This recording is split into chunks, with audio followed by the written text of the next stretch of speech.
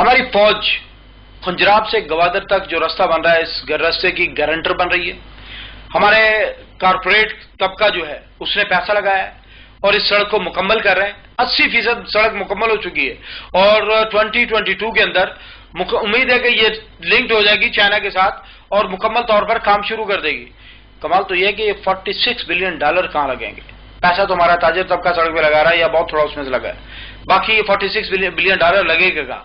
ये मोटरवे के इर्द गिर्द 16 बिजली घर हैं जो इस नक्शे में तफसील से नजर आ रहे हैं।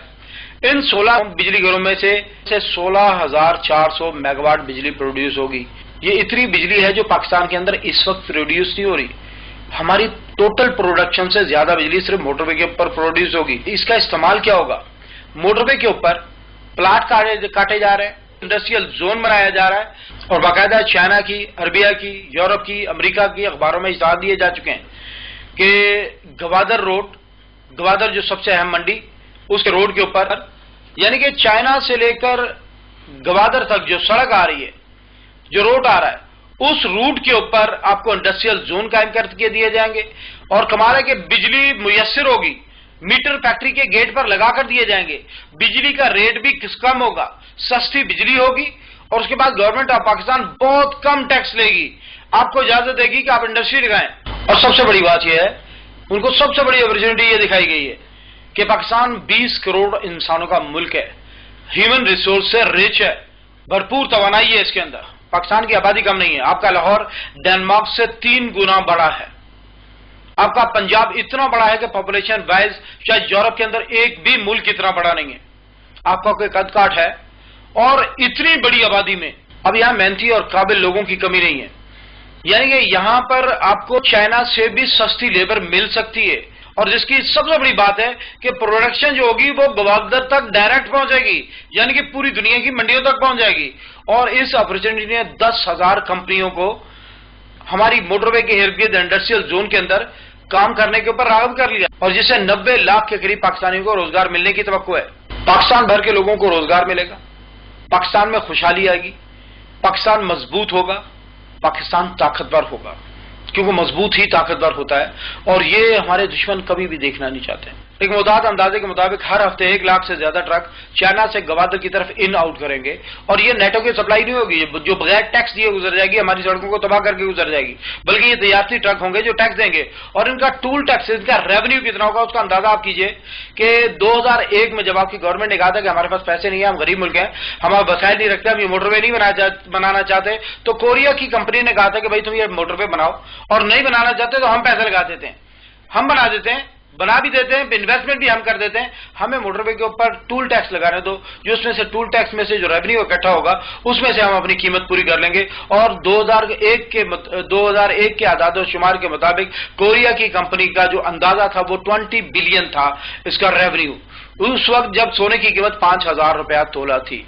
आज सोने की कीमत देखें, आज ये रेवेन्यू 5 गुना बढ़ चुका है, तकरीबन 100 बिलियन से ज्यादा होगा रेवेन्यू इसका। उसके बाद आते हैं इंडिया की तरफ। इंडिया दुनिया की सबसे बड़ी डेमोक्रेसी है, 1.34 बिलियन इंसानों का मुल्क है, चाइना से सिर्फ 4-5 करोड़ आबादी कम है इसकी। और एक अंदाजा है कि 2025 में इंडिया की आबादी चाइना को क्रॉस कर जाएगी और इंडिया दुनिया का सबसे बड़ा मुल्क बन जाएगा। लेकिन अगर आप नेट पर लिखें poor population of the world तो हैरान रह जाएंगे। वहां जो आपको तफसील मिलेगी वो ये होगी कि दुनिया के सबसे ज्यादा नंगे भूखे लोगों का मुल्क इंडिया है।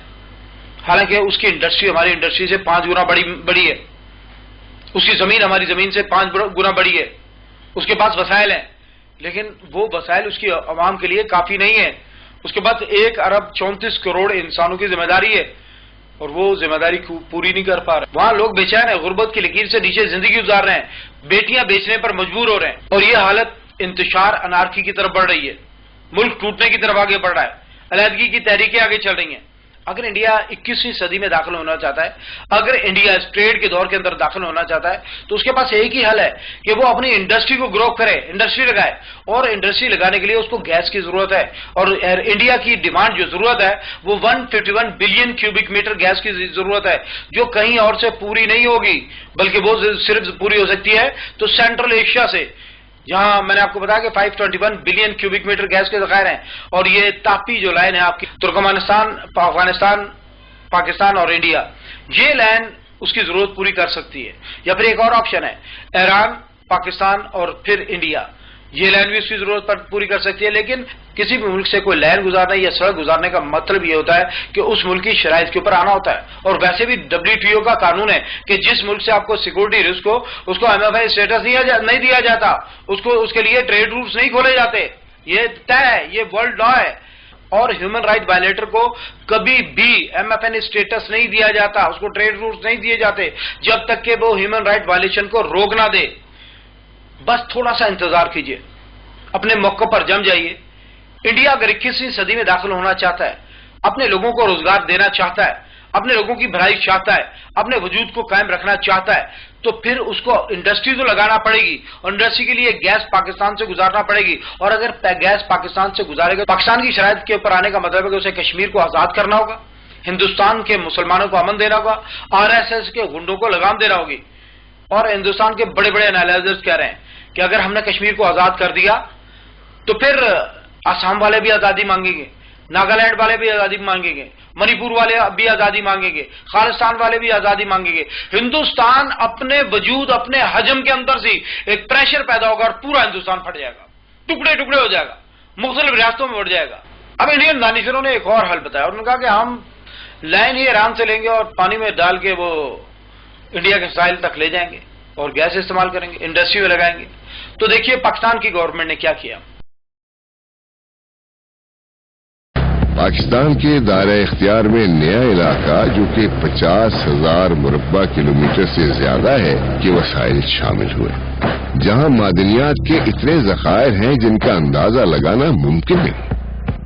سالوں کی محنت کے بعد پاکستان کی سمندری حدود اب 350 نوٹیکل مائل تک ہے، جو کہ 2,90,000 مربع کلومیٹر کا احاطہ کرتی ہے، اور پاکستان اس خطے میں یہ توسیع حاصل کرنے والا پہلا ملک ہے۔ اس کا مطلب ہے کہ پاکستان کی سمندری حدود 2,90,000 مربع کلومیٹر تک پھیل چکی ہے۔ انڈیا کے لیے راستہ ہی نہیں رہا، وہ جہاں سے بھی ڈالے گا لینڈ وہ پاکستان کی حدود ہوگی، اور پاکستان کو اس کو ٹیکس دینا پڑے گا، پاکستان کو ریونیو دینا پڑے گا، پاکستان کی شرائط کے اوپر آنا پڑے گا۔ یہ اللہ رب العزت کی شان ہے، اللہ بہت بڑا ہے، اللہ بہت بے نیاز ہے۔ بحرانوں کے پاکستان کو یہ اپرچونٹی کیوں ملی؟ جس شخص نے پہلی مرتبہ یہ جملہ استعمال کیا تھا، پاکستان اللہ کی ایک نشانی ہے، بحران ہوں اس کی بصیرت کے اوپر۔ واقعی پاکستان اللہ کی ایک نشانی ہے۔ اللہ رب العزت نے قرآن شریف کے اندر فرمایا ان مع العسر یسرا، بے شک ہر تنگی کے بعد آسانی ہے۔ اور تنگی کتنی دیکھی ہم نے، پاکستان بنا پہلے سال ہندوستان کے ساتھ جنگ کے حالت میں آ گئے، ہم کشمیر کے مسئلے پر الجھ پڑے تھے، اور اس کے بعد افغانستان کو رشیا نے فتح کیا اور افغانستان کے اندر جنگ شروع ہو گئی، مجاہدین نے وہ جنگ لڑی، پاکستان کی سپورٹ سے جنگ لڑی، اور تھوڑی بہت نہیں 17,50,000 لاشیں اٹھائیں، لیکن رشیا کو برداشت نہیں کیا، اور رشیا اس وقت دنیا کا سب سے طاقتور ملک تھا، 51 لاکھ فوج تھی اس وقت رشیا کی، 1,700 انٹر کانٹیننٹل بیلسٹک میزائل پوری دنیا کو اپنے نشانے پر لیے ہوئے تھے، اور رشیا وہاں سے نکل گیا، شکست ہو گئی، اس کے ٹکڑے ٹکڑے ہو گیا۔ اس کے بعد امریکہ داخل ہوا افغانستان کے اندر، اور اس امریکہ کی فوجوں کو انڈیفیٹیبل فورسز کہا جاتا تھا، وہ فوجیں جن کو شکست سے نہیں دی جاتی۔ بڑے بڑے انالائزرز کہہ رہے تھے کہ امریکہ کی ملٹری مشین اتنی بڑی ہے کہ پوری دنیا کی فوجیں اگر اکٹھی ہو کر امریکہ کے ساتھ جنگ کرنا چاہیں تو امریکہ کو شکست نہیں دے سکتے۔ اور امریکہ نے افغانستان میں اپنی تاریخ کی، امریکہ کی تاریخ کی سب سے لمبی جنگ لڑی، اور دنیا کی تاریخ کی سب سے مہنگی جنگ لڑی۔ لیکن کمال ہے، امریکہ افغانستان سے شکست کھا کر نکل رہا ہے اور انڈیا کو وہاں پھنسا رہا ہے۔ اب انڈیا کی باری آ جائے گی، اور کمال ہے، دہشت گردی کے خلاف جنگ پوری دنیا میں لڑی جا رہی ہے۔ فرانس بھی جنگ لڑ رہا تھا دہشت گردی کے خلاف۔ فرانس نے یورپی پارلیمنٹ سے یہ قانون منظور کروایا تھا کہ اسرائیلی سیٹلمنٹ کا سامان یورپ کے اندر فروخت نہیں ہوگا، لیکن ایک کارروائی ہوئی فرانس کے اندر، وہ ہوٹل کے اندر چند درجن لوگ مارے گئے اور فرانس سرنڈر کر گیا، وہ اسرائیل کے ساتھ جا کر کھڑا ہو گیا۔ اس نے کہا ہاں، اس نے کہا نہیں ہم اسرائیل کے ساتھ ہیں، اور مسلمانوں کے خلاف کارروائی شروع کر دی۔ لیکن کمال ہے، اور اس دہشت گردی کے خلاف جنگ کے اندر ہم نے کیا نقصان کیا؟ ہماری عورتوں کے بازاروں میں دھماکے ہوئے، ہماری مسجدوں میں دھماکے ہوئے، ہمارے GHQ میں دھماکے ہوئے، ہمارے 60,000 سے زیادہ لوگ مارے گئے، لاہور میں اپنے بچوں کا قیمہ ہم نے اکٹھا کیا، ہم نے بہت تکلیف اٹھائی، بہت تکلیف اٹھائی، اور اللہ کی قسم یہ دنیا کی سخت ترین قوم ہے جس کی اللہ رب العزت نے اس انداز میں تربیت کی ہے، ہر آزمائش سے گزارا ہے اس کو، اور اللہ تعالیٰ نے اس کے بعد یہ تحفہ ہمیں دیا گوادر کا کہ ہاں اب تم اس قابل ہو، اس کو سنبھال سکتے ہو۔ اور ہمارے دشمن بے چین ہیں، وہ اس کو برداشت کرنے کو تیار ہی نہیں ہے۔ گوادر پروجیکٹ کے اوپر ان کی جان نکل جاتی